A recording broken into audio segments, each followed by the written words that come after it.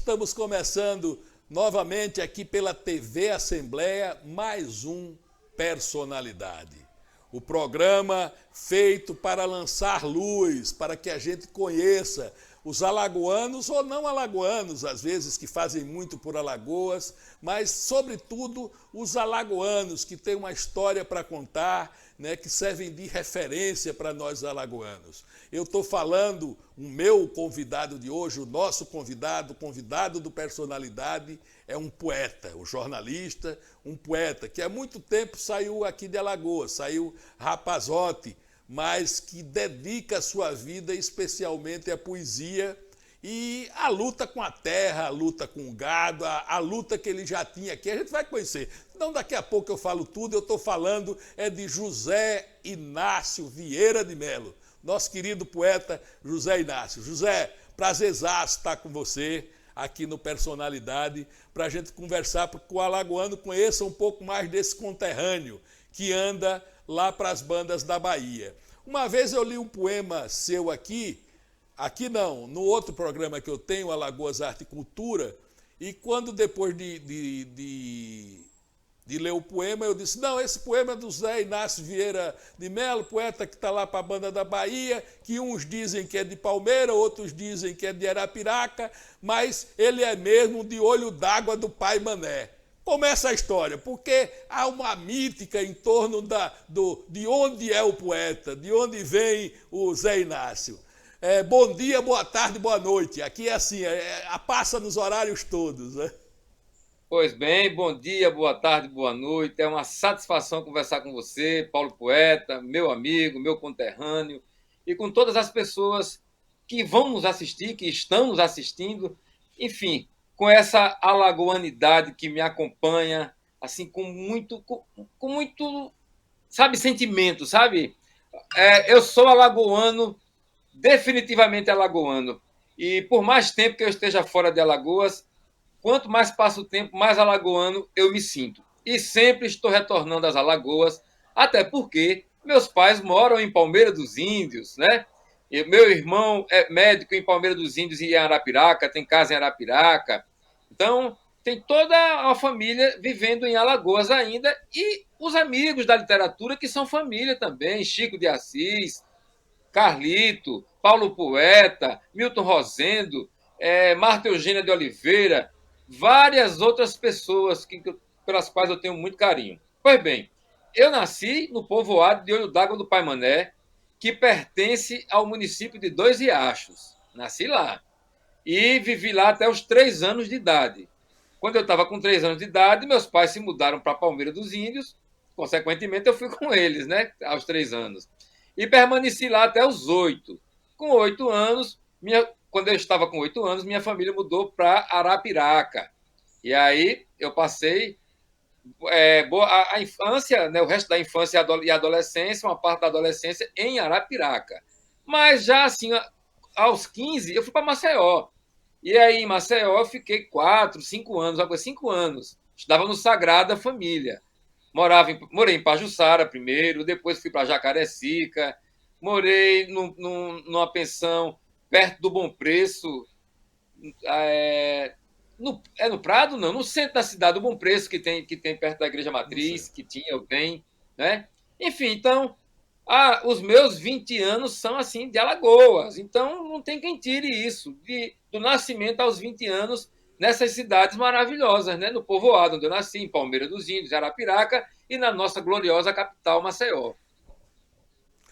É uma curiosidade só, porque os nomes têm e principalmente para os poetas, né, que gostam de palavras, gostam de nomes, né? Essa coisa, olho d'água do Pai Mané. Vem da eu acho sonoro, dá até música, como diz a história. Olho d'água do Pai Mané, uma coisa Dá, é até rítmica. dá É sim, até dá. rítmica. Por Nós, que nós olho d'água sertanejos, do Pai Mané? vou lhe explicar. Mas primeiro eu quero dizer que nós, sertanejos, temos essa coisa com a água, né? Olha, veja bem, o olho d'água do Pai Mané pertence aos Dois Riachos, ali pertinho de Cacimbinhas, hein? Tudo água. É, Ao lado de Águas Belas, Pernambuco, porque é na divisa, Águas Belas, entendeu? Tudo água. O que é que acontece? Pai Mané era um escravo, um africano escravizado. Um outro ancestral meu chamado Capitão Domingos Vieira de Melo Sá foi quem fundou lá o Pai Mané, e era um português. E tinha 4 mulheres, 2 portuguesas brancas e 2 africanas que eram escravizadas. Uma delas era Maria Tetê. Eu venho desse ramo da Maria Tetê.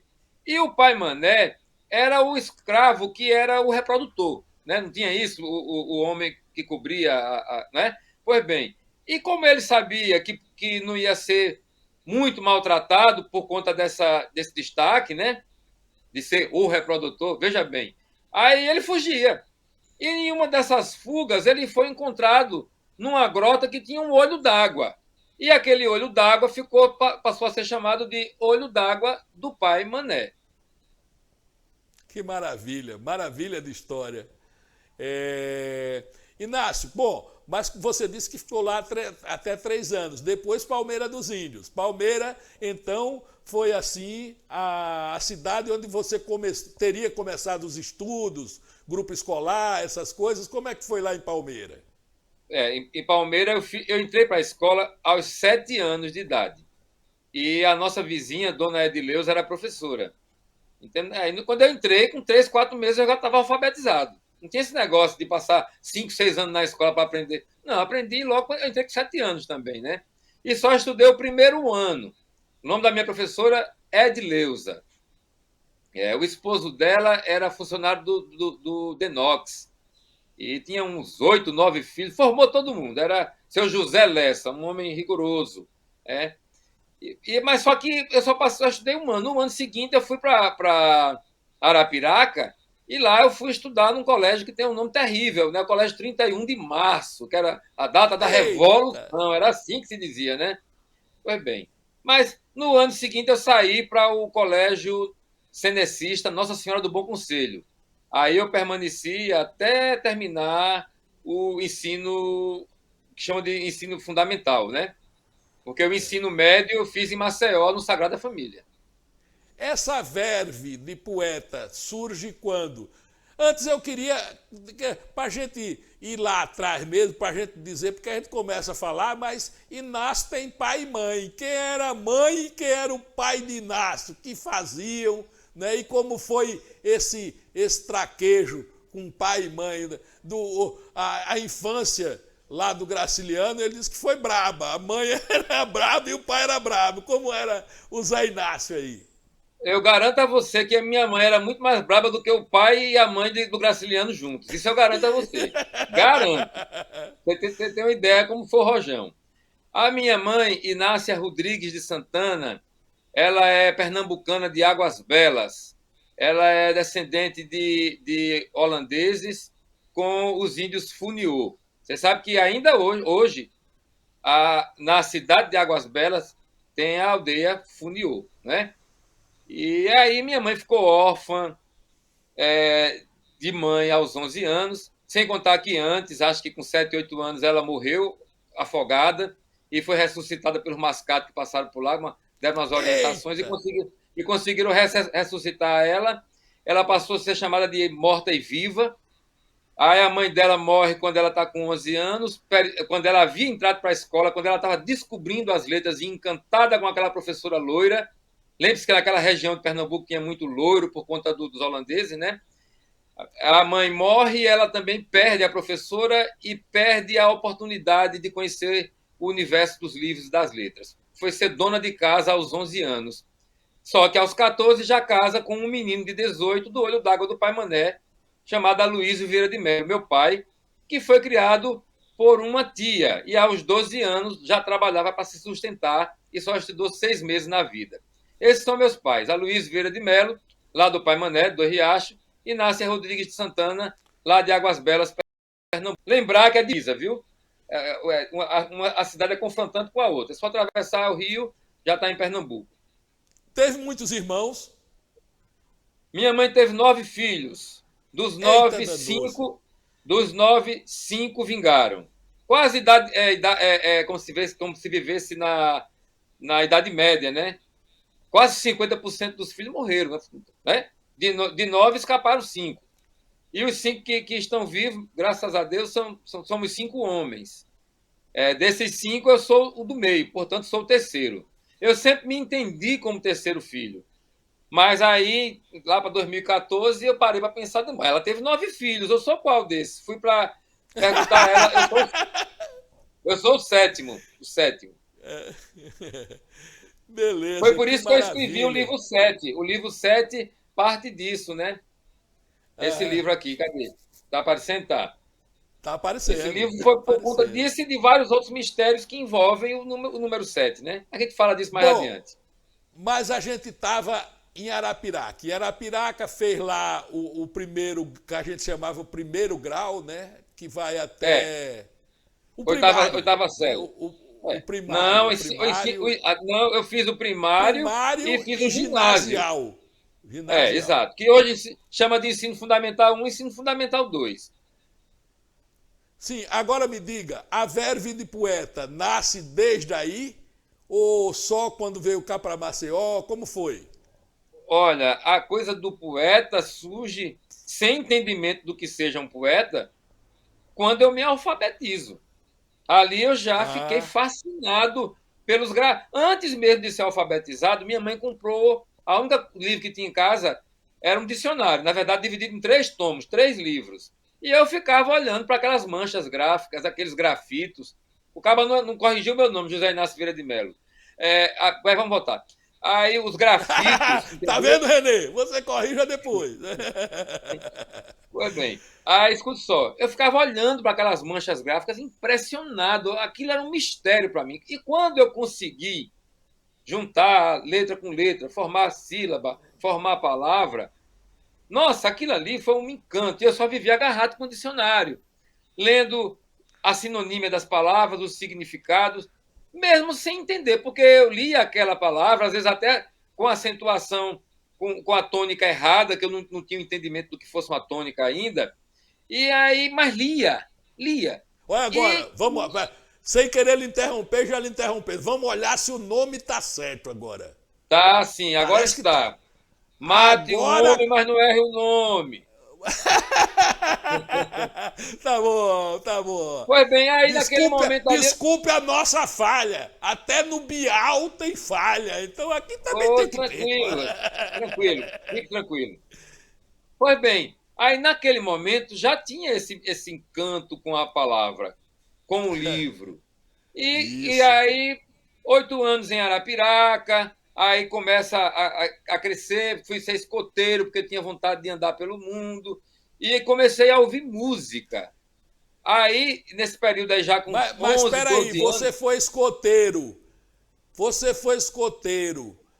E não foi lobinho, eu fui lobinho, sempre alerta. eu, eu fui. Lobinho tinha lobinho. Não, o lema do Lobinho não é sempre alerta, não. Sempre alerta é o do escoteiro. O do É Lobinho do eu não lembro escoteiro, agora. né?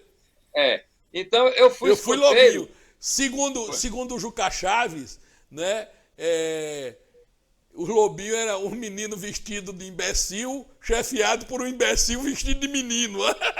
Juca Chaves dizia isso. O seu Mas amigo ele errou. baiano aí. Seu Pois é, amigo mas ele baiano. errou porque eu fui chefe dos Lobinhos menino. Então, era um Tá imbecil vendo? Tá vendo? mais ousado. Ai. Pois Mas sim, bem, aí você, depois que teve contato com o escotismo, vamos lá, vamos tocar é. pra frente. Eu fiquei pouco tempo no escotismo, fiquei uns 2 anos, me destaquei e tal, mas logo depois fui expulso, porque comecei a beber cachaça, entendeu? E entrei em corte marcial e fui colocado para fora do escotismo, né? Porque tinha aquela disciplina bem assim. Foi legal, me deu um condicionamento físico e uma ligação com a natureza que até hoje eu preservo. Gosto demais. Mas tinha aquela coisa meio OSPB, sabe?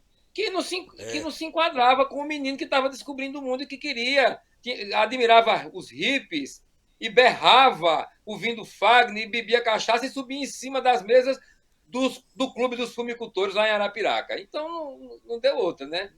Não combinava, né? Não combinava Não, com o não dava certo. escotismo.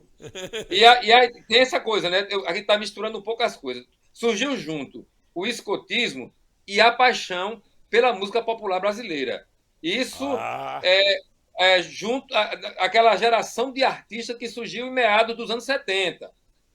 Aí eu estou me referindo ao Raimundo Fagner, de Nardo Belchior, lá no Ceará, e a Amelinha, ao Zé Ramalho e a Elba Ramalho e a Cátia de França, na Paraíba, Geraldo Azevedo, Zé Ramalho, em Pernambuco, e nas Alagoas, o glorioso Djavan, né? E todos eles regidos Moura, e Carlos Moura, Carlos né? Moura, Carlos Moura. Carlos Moura um pouquinho depois. Carlos Moura um pouquinho depois. Um pouquinho depois, né? Não, nessa época. Minha sereia, minha sereia. Eu tenho todos os discos do Carlos Moura. Muito obrigado por lembrar do Carlos Moura para mim, é muito importante. Ia cometendo essa gafe de não falar do Carlos Moura. Sei quase todo o repertório dele.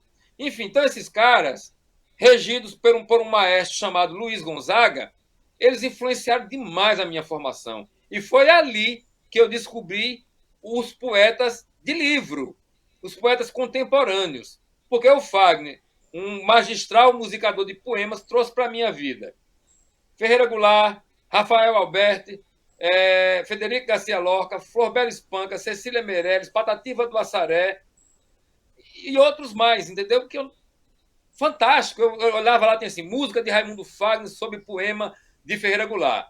Quem é Ferreira Goulart? Ia para Maceió, para a livraria Caetés, por favor, um livro de Ferreira Goulart. Que livro de Ferreira Goulart? O Poema Sujo. Quando eu abri, tinha lá. Azul era o gato, azul era o galo, azul o cavalo, azul teu cu.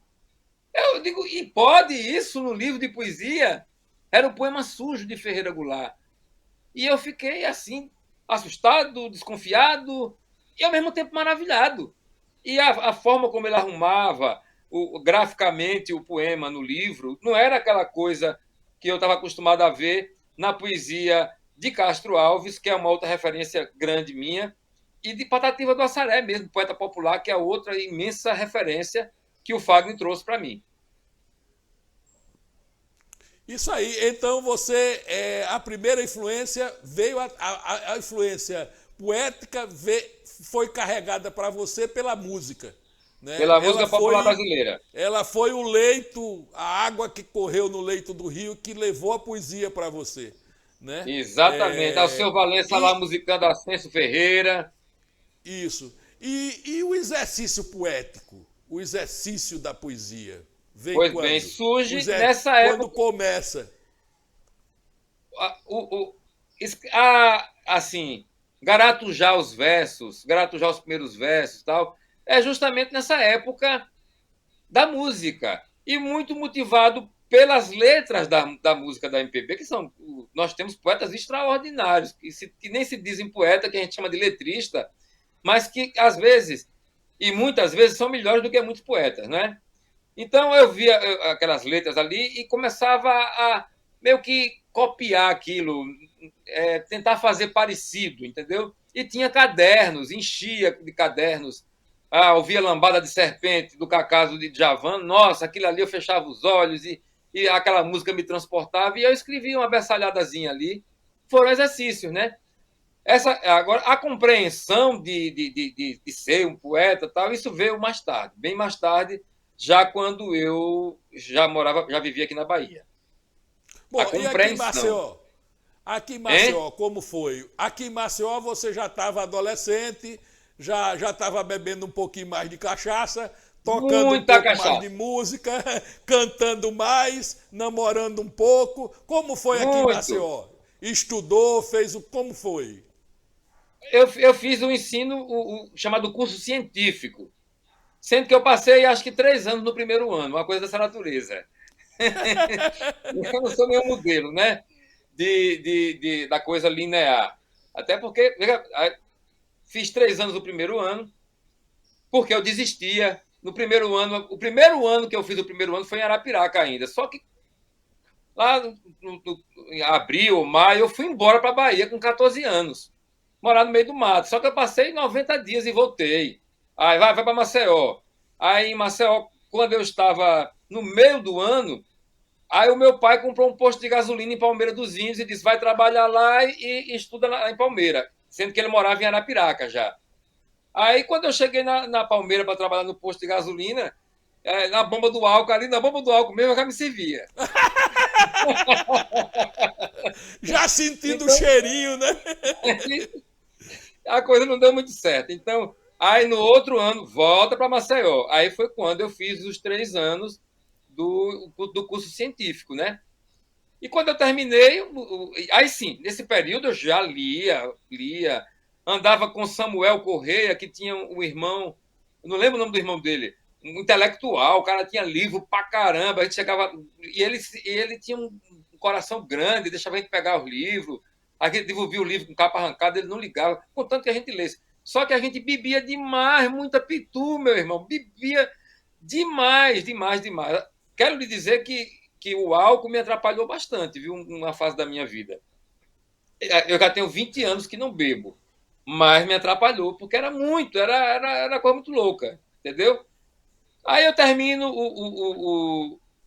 o ensino médio, o curso científico aí em Maceió, em meio a essa bebedeira toda e vivenciando a cena cultural. Eu ia para o show da banda Odisseia, eu estudava no Sagrada e ia direto para o Deodoro, para o Projeto Pixinguinha e outras coisas que aconteciam mais. Então eu participei. Só que eu era tão, assim, envolvido com o álcool que não me preocupava com essa produção de fazer um poema, de apresentar num festival, de levar para alguém. E eu já fazia, só que era assim, não ligava para absolutamente nada. Compreende? Foi dessa Aí maneira. quando veio mesmo, aí você mudou para Bahia, né? Fez jornalismo lá, você é jornalista. Mas Fez espera jornalismo na aí, Bahia? eu vim para a Bahia, mas eu passei 10 anos morando numa fazenda sem energia elétrica, sem água encanada, entendeu? Hoje tem asfalto para tudo que é lado. O asfalto mais próximo que tinha ficava a quase uns 100 quilômetros, tá compreendendo? Para eu ir para a cidade, tinha que acordar de madrugada, pegar um cavalo, andar umas 2 léguas para pegar um carro que só tinha uma vez por semana, que era uma caminhonete a bujão de gás. Um frio de lascar o cano para ir para Maracás, que é uma cidade que fica aqui no Vale do Jiquiriçá, que era a referência. Mas Inácio, eu não, como você foi bater lá? Assim, foi Ah, por assim, meu pai é decidiu e fazendeiro. vou para aquela cidade do fim do mundo? O cara não Não, faz, não decide uma coisa. não, não é bem assim. O meu pai era um boiadeiro. Boiadeiro é o sujeito que sai pelo mundo comprando Ah, gado. Então, meu pai andava a Bahia isso. toda, Minas Gerais. Aí ele foi. Era um homem muito inteligente, matuto, de uma inteligência e extremamente trabalhador. Então, ele adquiriu fazendas. Meu pai tinha fazenda no Tocantins, tem fazenda em Pernambuco, em Alagoas, aqui na Bahia, compreende? E em Minas Gerais também teve durante muito tempo. Então, quando eu vim para cá, já tinha essa fazenda. Era a primeira, que hoje já tem algumas. Enfim, mas naquele primeiro momento foi a cerca de pedra, que é a menor. Então, quando eu resolvi parar de estudar, que ele não forçava a gente a estudar, não. Tinha que estudar. Agora, se não quisesse estudar, tinha que trabalhar. Era aí, ou estudar ou trabalhar. Como ele percebeu que eu vivia mais, era bebendo cachaça mais do que tudo, ele disse, rapaz, vamos, quer ir para a roça trabalhar? Vamos, eu disse, quero. E aí, com 20 anos, eu vim e passei 10 anos nesse rojão. E ainda bebendo muita cachaça, viu? Mas trabalhava muito também. E aí, nesse período de 10 anos, essa foi a minha primeira universidade. E uma universidade acompanhada por mestres e professores que não sabiam ler nem escrever, ágrafos, e que foram os grandes mestres, porque tinham uma sabedoria que nenhum doutor nem pós-doutor tem. Esses aí foram os grandes mestres que eu tive, tá compreendendo? Essa gente iletrada, essa gente que tem a poesia na alma, essa gente que sabe, que olha para o tempo e diz vai chover, essa gente que vê você sentindo uma dor e diz pega esse mata aqui, faz um chá e bebe, essa gente que gosta de dançar samba, o samba do Matuto, que é muito diferente desse samba, de todo esse outro samba que tem por aí, entendeu? De tocar uma rabeca, essa gente que gosta de zelar de um cavalo, de zelar de uma vaca, de ter um afeto pela vaca que dá o leite para ele, de plantar uma horta. Então, essa vivência, ela trouxe para a minha obra poética uma diferença que você não vai encontrar na maioria dos poetas que tem por aí. Eu não estou dizendo que é melhor ou pior, estou dizendo que tem uma diferença. Porque essa universidade, ela me assim, sabe? Ela me proporcionou uma experiência que poucas pessoas têm. Morar no meio do mato, sem ver uma lâmpada, uma lâmpada, entendeu? Sem saber o que é energia, sem saber o que é encanado, tomando banho de cuia, cagando no mato.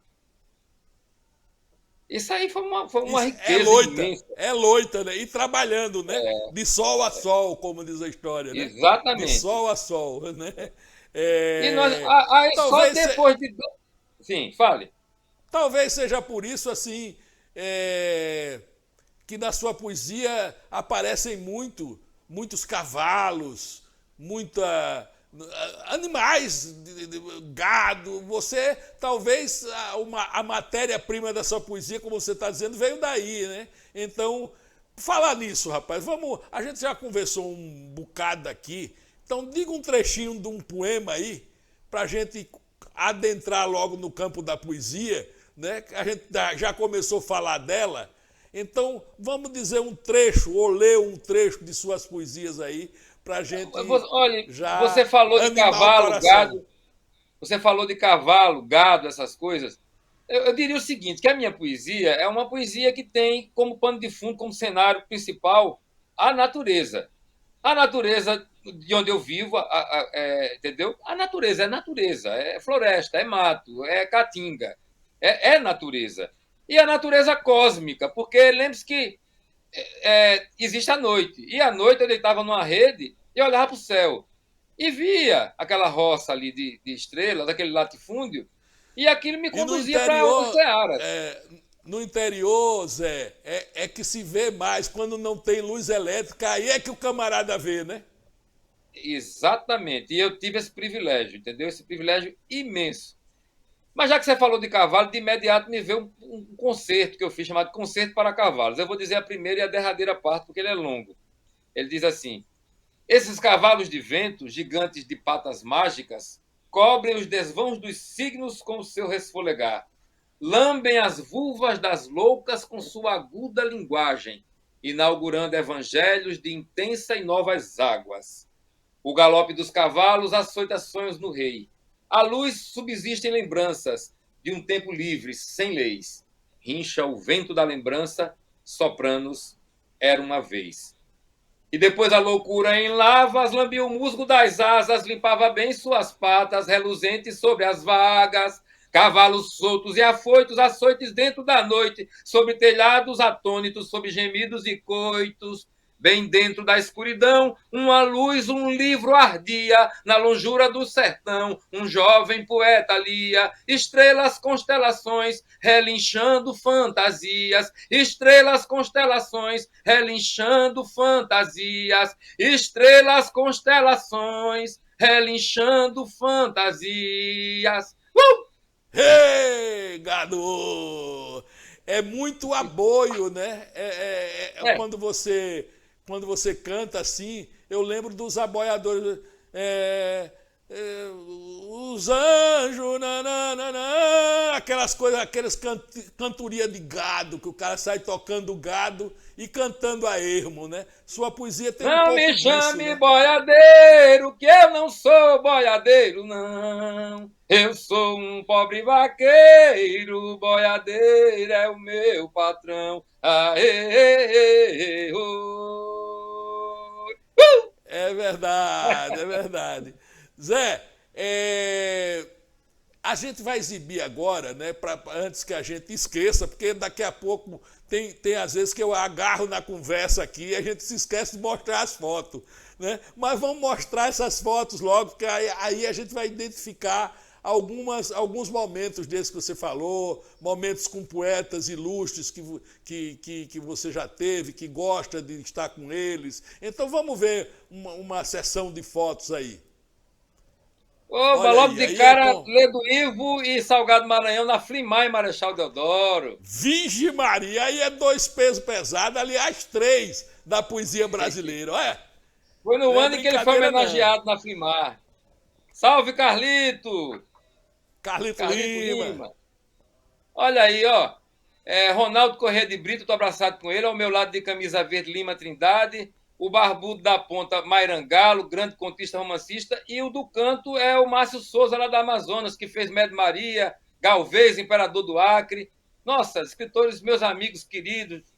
O Ronaldo Corrêa de Brito é um cearense radicado no Recife, um escritor fantástico, escreveu Faca, Livro dos Homens, Galileia, extraordinário. E é o diretor do Baile do Menino Deus, que acontece há 30 anos no Natal, no Marco Zero, lá no Recife. Vamos lá, vamos para frente. O que é que a gente tem mais aí? Ó, o Ronaldo de novo aí, o Rubem Figueiredo, porra, o tradutor de William Faulkner, né? E o Milton Ratum, lá do Amazonas também, meu amigão, meu leitor. Essa é a Paulina Chiziane, acabou de receber o Prêmio Camões, a primeira romancista de Moçambique, queridíssima. Maravilhosa, deu um banho numa entrevista que eu vi dela, uma entrevista maravilhosa. Olha, o Ronaldo de novo com a gente. Ronaldo é meu irmão. E no canto, a Conceição Evaristo, grande escritora brasileira, do povo preto, ganhando espaço aí, guerreira. Isso foi na Flimar, viu? Na Flimar não, perdão, na Flipelô, na Flipelô. Já esse encontro aí foi um encontro extraordinário no México, na cidade do México. Um festival de poesia que reuniu 12 poetas das línguas das Américas. Eu fui representando o meu país e a língua portuguesa. Foi uma coisa magistral. Um momento marcante da minha vida. Aí já é na Colômbia, em Cartagena, com Insunto de la Bárcena e Júlio César Bustos, dois poetas, mis amigos, mis hermanos. Aí é na Flipelô, com uma poeta mexicana chamada Maria Vázquez Valdés e o grande poeta colombiano Rómulo Bustos Aguirre. Isso em Salvador, na Flipelô. Aí já é em que cidade? Santo Estevão, com esse menino de camisa florida que está ao meu lado, no meio, é o Itamar Vieira Júnior. É o escritor brasileiro que obteve maior êxito no século XX. Perdão, no século XXI, nesse século que nós estamos vivendo. Ele é o autor do livro Torto Arado, que é um best-seller traduzido em tudo que é parte do mundo. Em menos de 2 anos já vendeu mais de 200 mil exemplares. E ladeando a gente, na ponta, do lado de cá, tem o Marcos Vinícius Rodrigues, grande poeta, e Luiz Antônio Cajazeira Ramos, um sonetista de altíssimo nível.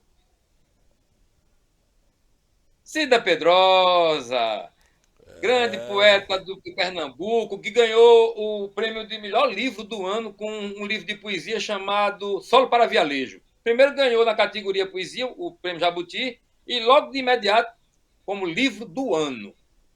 Querida Cida, é uma vereadora, militante, mulher guerreira. Esse menino aí, ó, primeira comunhão lá no Colégio Cenecista Nossa Senhora do Bom Conselho em Arapiraca. Esse menino estava com que idade? 8 anos. Esse menino ia dar o que falar. Além de beber cachaça, ia ser um dos maiores poetas do Brasil, tá vendo? A cachaça já faz 20 anos que eu parei.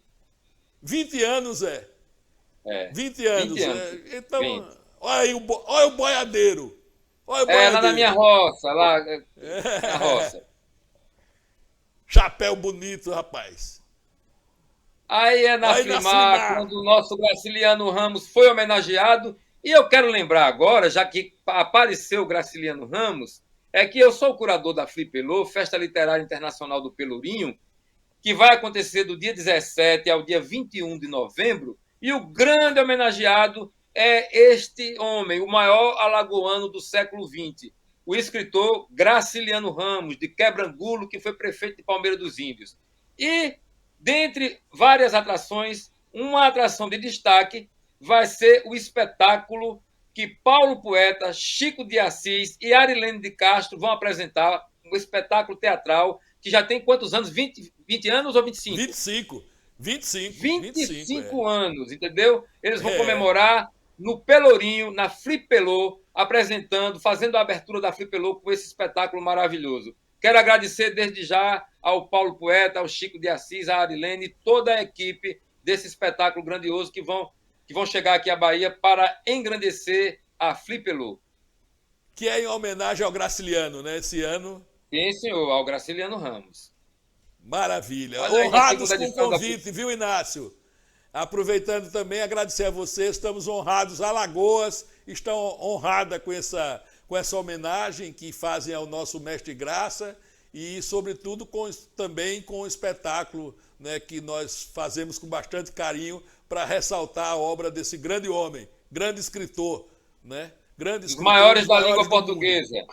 Da maior, sem dúvida. Vamos lá, tem mais foto? Tem, olha aí. Aí é a Flipelô, alguma Aí foi edição na dela, abertura né? da segunda Flipelô. Nós já estamos na quinta. Isso. Minha família, nem deixou eu ver minha. Aê! Linda Sólia, minha mulher, Aí. meu filho mais velho Moisés e o meu caçula Gabriel, na Chapada Diamantina, na cidade de Mucugê. Foto Eita, coisa recente. boa. Olha aí. Isso é foto de Pronto. livro. Ricardo Prado é que faz essas É, fotos é. bonitas. Foto Aí bonita foi da em Feira pera, de né? Santana. Oi? A foto é mais bonita do que a pessoa. Aí é a Como diz família, a a história. família, né? A foto é mais. O Família. fotógrafo é um mágico, né? É Aí um é a minha mágico. família. Falta uma pessoa importante que é o meu pai nessa foto, mas ele vai aparecer em outra. Aí foi na Eita, que é menino. Olha que beleza. Fundação Raimundo Fagner, em Fortaleza. O Fagner me convidou, passei um dia lá com essa meninada que o Fagner toma conta. 400 crianças na Fundação Raimundo Fagner. Viva o grande cantor e compositor Raimundo Fagner. Aí é o nosso mestre Graciliano Ramos, em Maceió. Olha aí, na Fundação Casa de Jorge Amado, Jovina de Souza, Chico de Assis, um outro grande ator que é o Jackson Costa e este poeta que vos fala. Coisa boa é a amizade. Aí é no México, na cidade lá nas pirâmides de Teotihuacan, né? Eu estou na pirâmide do Sol e ao fundo está a pirâmide da Lua. Aí apareceu meu pai com a cabecinha branca e minha família. Falta o irmão mais velho que já apareceu na outra foto. Isso é em Palmeira dos Índios, minha gente, onde vive esse povo bonito, minha raiz, meu povo.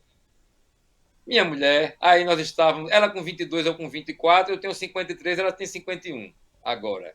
Beleza, maravilha. Olha o bigode, eu botei por causa do bigode. Olha, olha. Fã de Belchior, meu filho. Olha aí, da Flipelô, no ano em que João Ubaldo Ribeiro foi homenageado. Essa já foi a terceira Flipelô. Aí em Cartagena de Índias, com dois grandes poetas, Winston Morales e Rômulo Bustos Aguirre, mis hermanos, mis amigos. Aí o México novamente, né? O Festival de Poesia Las Lenguas de América. A foto que está no livro novo. É a que está no livro novo, a foto do livro novo. Aí foi uma Essa aí querida amiga. fantástico, fantástico, eu achei. Pois bem, uma querida amiga que partiu com 35 anos. Câncer levou ela há 5 anos. Ela é da cidade de Araricá, no Rio Grande do Sul. Eu a conheci em um lançamento de um livro meu em Porto Alegre, no Castelinho do Alto da Bronze, no Centro Histórico de Porto Alegre. Ela foi lá e, a partir daquele momento, estabeleceu sua amizade. Quando estava próximo do encantamento dela, eu fui lá passar uma semana na cidade dela. Ela me pintou, me deu de presente esse quadro. E aí o Zé Inácio com 15 anos de idade. Menino, esse daí bebia cachaça. Esse no menino que bebia pinga. Esse daí eu Esse pegava era fogo, uma né? garrafa de pintura e virava. Tragédia, mas era cheio de sangue na guerra, né? Menino novo, Tô cheio de sangue vivo, na guerra. tô vivo, ainda bem, né? E como eu te falei, Ainda bem, eu parei, eu parei ainda bem que parei, né? Não, teria morrido já, teria morrido, sem sombra de dúvida, e teria É atrapalhado verdade. muito a minha produção. Eu não teria escrito os livros que escrevi, tenho certeza disso. Eu nunca consegui produzir nada bêbado, nunca.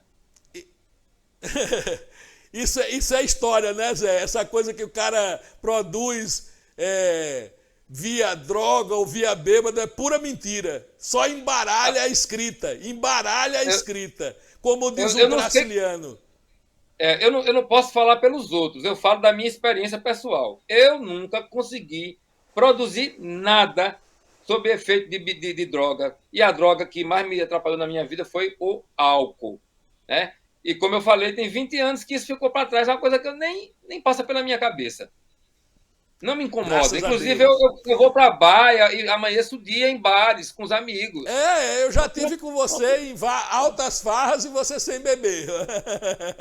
Não me O que é incomoda, não. melhor, né? O que é melhor que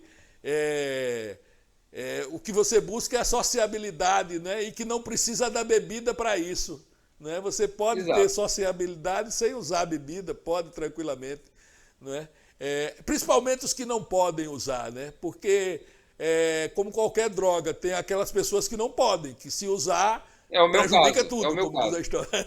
Né? Exato, é o meu Então, caso. mas a propósito dos livros, você contabiliza-os? Quantos livros você escreveu até agora, afinal? Foram muitos que eu sei.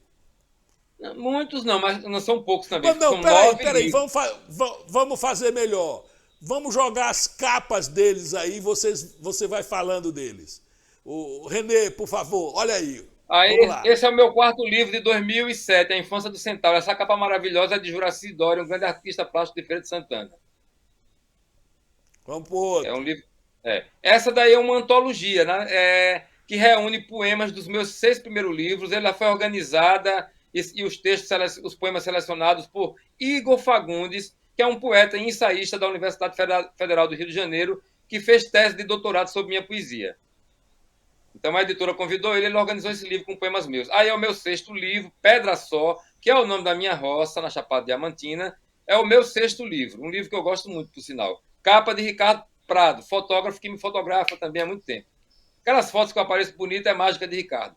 Meu primeiro livro, 2000, Códigos do Silêncio, Selo Letras da Bahia de Salvador. É o primeiro livro, a gente não esquece.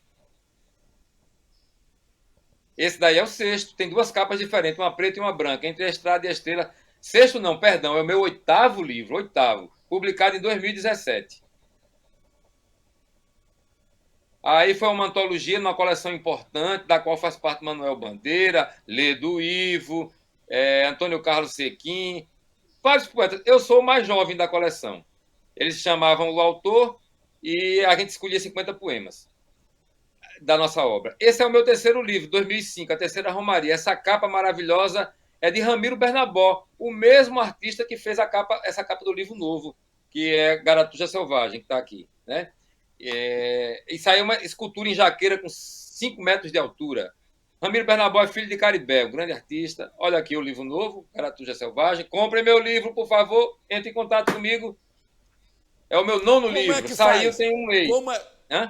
como é que faz para entrar em contato com você e adquirir o Pelas redes livro? sociais. Eu tenho o meu Instagram, tenho o meu Facebook, o canal no YouTube, José Inácio Vieira de Melo. É só colocar o nome que aparece.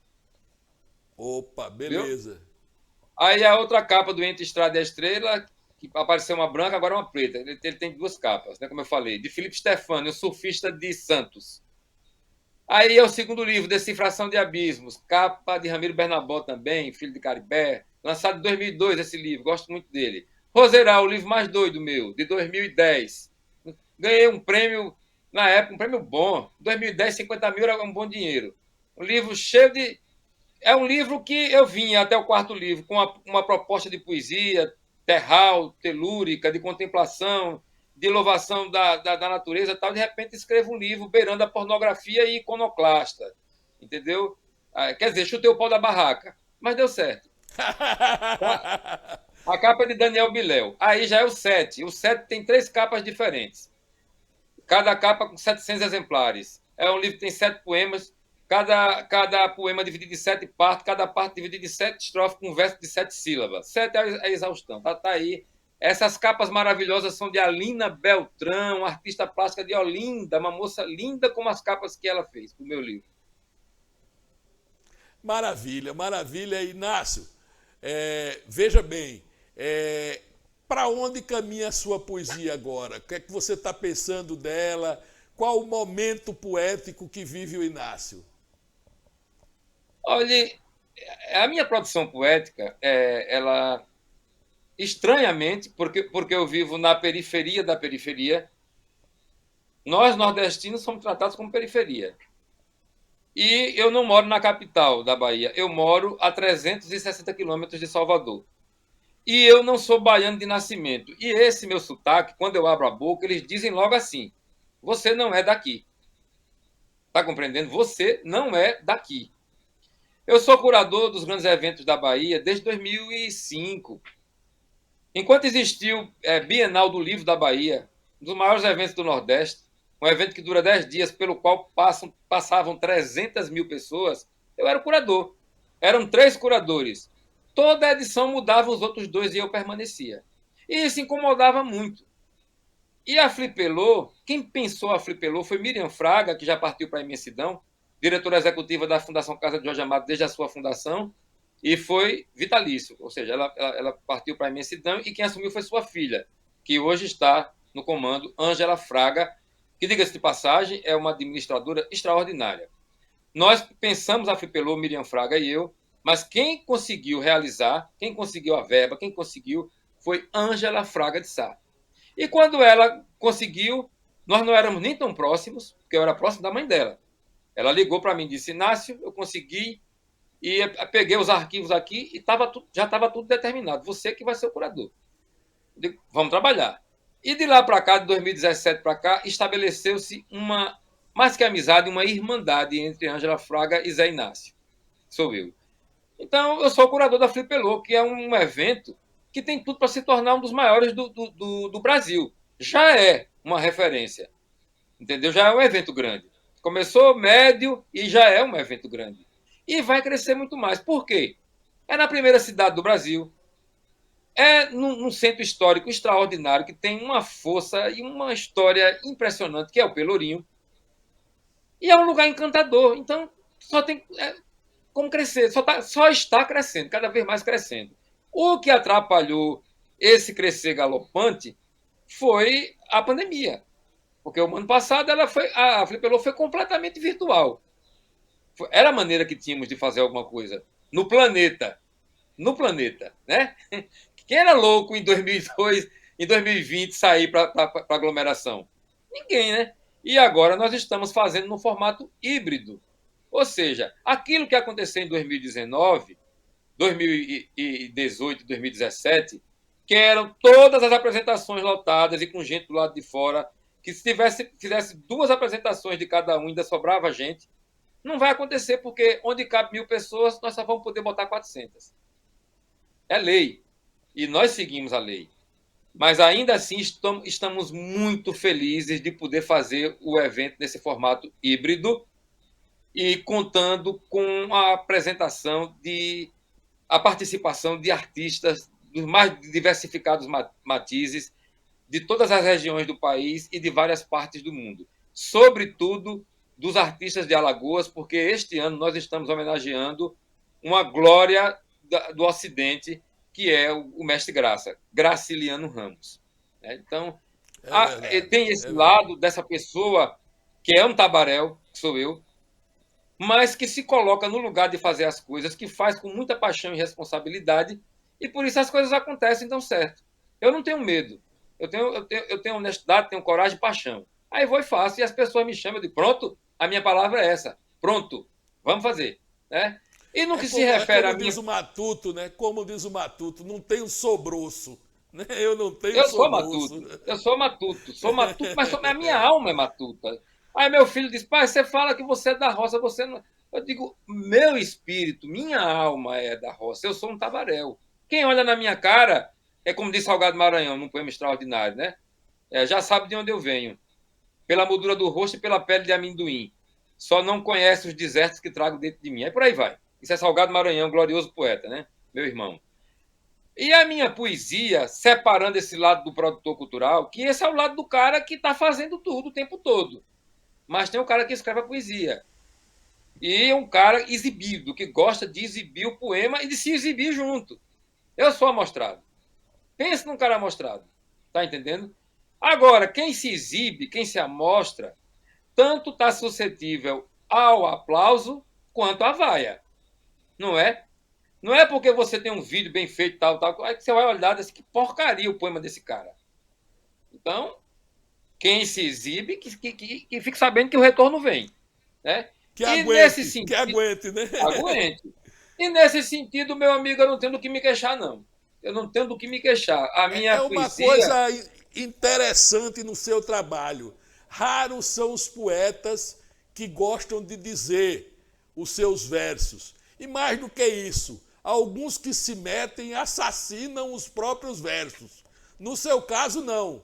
Você, além de ser um poeta, você é um excelente dizedor de versos, seus e dos outros. Então você também é um pouco ator, né? Eu acho que eu vou denunciar você ao sindicato, que você tem que se filiar ao sindicato dos atores aí na Bahia, porque você é um dizedor de verso maravilhoso. Que é difícil o poeta ele mesmo dizer os versos dele. Só Vinícius fazia isso, não fazia tão bem não, mas fazia. É. Mas deixa eu lhe dizer, de fato eu sou um ator, mas um ator de um papel só, que é esse. Se botar para fazer outra coisa, não sai. Está compreendendo? Aí, inclusive, os amigos atores aqui me chamam para participar. Eu digo, rapaz, vou fazer sempre a mesma coisa, né? Porque eu não sei nem para onde vai. Não sei, não sei para onde vai essa coisa de ser ator. Mas eu declamo bem, eu tenho consciência disso. E isso não é fruto de muito exercício e que hoje já se tornou uma coisa natural. Mas eu vou experimentando maneiras, incorporando cantares, experimentando públicos. Eu sei que tipo de poema dizer para cada plateia que eu vejo na minha frente. Com 5 minutos eu já sei qual é o repertório que eu vou utilizar. Isso foi do nada? Não, fruto de uma vivência. Eu estou há mais de 20 anos nessa militância. Meu primeiro livro foi de 2000, né? Então nós já estamos em 2021, são 21 anos. E eu sou um poeta muito solicitado a viajar pelo Brasil inteiro. Inteiro. Antes da pandemia, eu não parava. Os grandes eventos do Brasil inteiro me chamavam o tempo todo, o tempo todo. Então, eu vivia para cima e para baixo. Nas cidades históricas, nas grandes cidades, em cidades pequenas, em todas as regiões. No Amapá, em Rondônia, Amazonas, Pará, Santa Catarina, enfim, no Brasil. Rio Grande do Sul, Brasil inteiro.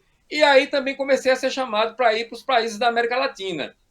E eu achava que a minha poesia não. Eu digo, pô, essa poesia não vai ter nenhum respaldo. Nossa, a minha poesia ela teve uma aceitação imensa na América Latina. Imensa. Não fosse a pandemia, eu teria passado o mês de maio de 2020 nas 5 maiores cidades da Colômbia. Fui uma vez para passar uma semana, passei 15 dias entre Bogotá, Cartagena de Índia, Maria la Barra, e aí fui convidado para ir para as 5 maiores cidades, para passar o mês de maio de 2020. Mas em março nós tivemos a pandemia e de lá para cá, de casa para roça, de roça para casa. Entendeu? É isso. Inácio, vamos. A gente está falando de poesia demais. Primeiro eu vou saber do meu diretor, o grande Renê Alves. Renê, como é que estamos de tempo? Ele esqueceu, não? Hoje ele está com raiva de mim, não botou o tempo aí. Cadê, Renê? Diga lá. Estamos já perto, já estamos com 53 minutos. Temos 7 minutos, Inácio. Temos 7 minutos. Olha o 7 de novo aí. Nem o seu livro. Não é à toa. Olha o 7 de novo aí. Olha o 7 de novo. Então vamos aproveitar esse tempo para dizer poema. Diga lá um. Mas não vou dizer poema do 7, não. Vou dizer poemas do meu livro novo, Garatuja Selvagem. Diga, claro que eu não sou besta. Diga, eu vou divulgar é o novo. Exato. Esse livro já conta com vários artistas recitando, ensaístas escrevendo artigos sobre o livro. Enfim, é um livro que está tendo uma boa repercussão. Poesia, a tiragem sai com 1.000 exemplares. Esse daqui saiu com 2.000 exemplares e a metade já foi embora. Graças a Deus. Olha que maravilha. E agora eu vou dizer o primeiro poema, que é um poema de metalinguagem, que fala do ofício de fazer poesia. E o nome do poema é Ofício. E diz assim: cunhar abalos sísmicos, eis o meu ofício. Mergulho no sonho e vou ao mais profundo em busca do incriado. E como é estranho o luminoso minério que surge assim precipitado, para não me cegar com a ensimesmada joia que atravessa diamantes numa onda de amálgamas espelhados, esfrega no corpo, cautério que toca na alma, espalhando brasas, e brotam versos vivos, sorrisos suados, lágrimas talhadas. Que Ainda maravilha. desse capítulo, muito grato. Ainda desse capítulo, um poema chamado Unguento. É o derradeiro poema deste primeiro capítulo, que se chama Rabiscos Rupestres. É o nome do capítulo. E o poema agora, Unguento. O poeta tira a tua maquiagem e escancara a tua lepra e mostra o quanto és fedorento. O poeta te desavessa, te mostra por dentro e revela o quanto és perebento. Por isso que na entrada da tua casa, da tua alma, essa placa bem transparente. Não há espaço para poetas e essa coisa de poesia é uma praga de gente vadia. Mal sabes tu que a poesia é um unguento. Muitas vezes abre feridas, mas é só para extirpar de vez o veneno. A poesia é o bálsamo que atravessa todos os tempos. Que maravilha. Olha, é por isso que eu digo, eu levo o sobrenome, uma alcunha, né? Nem sobrenome de poeta. Já escrevi umas 3 ou 4 coisas, mas é como diz a história, como diz o Matuto, papagaio come milho, periquito leva fama, tá vendo? Eu já disse várias poesias do Zé Inácio e tal, já digo poesia dos amigos, mas fazer assim, rapaz, é que é um negócio maravilhoso. O grande poeta, olha Zé, é muito gratificante ver a sua poesia. E o flerte dela com a música? Você já tem poesias musicadas também? Desse livro já tem musicada por Petrúcio Baeto, nosso conterrâneo maravilhoso que vive em Maceió. Tem uma música linda dele sobre um poema desse livro. Deixa eu ver o nome do poema. A Vida é Sonho, o nome do poema. Ele musicou magistralmente. Tem uma música lindíssima que Henrico de Miceli, lá de Macapá, fez sobre um poema do livro chamado Nonada, poema que eu fiz com meu filho logo após nós termos lido O Grande Sertão Veredas, a minha terceira vez e a primeira dele. Mas eu quero encerrar dizendo um poema cantado. Dá tempo? Dá tempo agora. É isso que eu ia me despedir de você aqui, né? Deixar um abração, né, de todos os conterrâneos seus aqui de Alagoas, e desejar muita sorte na estrada da sua poesia, que você é muito competente poeta. O alagoano está vendo, os que não conheciam, veem agora, tomam contato nesse momento com um dos maiores poetas do país, que é o nosso querido conterrâneo José Inácio Vieira de Mello. Deixar um beijo grande para o nosso telespectador. Eu aqui já vou deixando, mas vocês vão ficar com a poesia majestosa desse grande poeta do olho d'água do pai Mané, que é o nosso querido Zé Inácio Vieira de Mello. Vamos lá, Zé. Pois é, meu irmão. Antes de tudo, eu sou alagoano, sabe? A alagoanidade para mim é muito importante. A minha família, o meu povo nordestino, o povo das Alagoas. Então, para esse povo das Alagoas, para o povo nordestino, o meu carinho, o meu afeto e o meu sentimento de pertencimento. Gratidão, Alagoas, por tudo. E agora um poema chamado Caboclo de Lança. Caboclo de ponta de lança, caboclo de ponta de lança, caboclo de ponta de lança, caboclo de ponta de lança, caboclo de ponta de lança, caboclo de ponta de lança. Nem caça, nem caçador, apenas olho mais fundo. Depois de tanto mirar, me lanço no meio do mundo e parto mais que ligeiro, num voo ao vazio oculto. Persigo que não conheço pra clarear meus escuros. Caboclo de ponta de lança, caboclo de ponta de lança, caboclo de ponta de lança, caboclo de ponta de lança, caboclo de ponta de lança, caboclo de ponta de lança. Sou poeta e nada mais, necessito de sabores, tanto quanto de saberes, para alinhavar as dores. Compreendo as diferenças, tudo está em movimento. Sou um caboclo de lança do extraordinário momento. Caboclo de ponta de lança, caboclo de ponta de lança, caboclo de ponta de lança, caboclo de ponta de lança, caboclo de ponta de lança, caboclo de ponta de lança. Ser poeta é minha sina e meu verso é o mesmo texto. Invento minha cartilha, não quero rezar seu texto. Sei que vou passar ligeiro, sou a lança arremessada, e o que mais me fascina é poder seguir na estrada. Caboclo de ponta de lança, caboclo de ponta de lança, caboclo de ponta de lança, caboclo de ponta...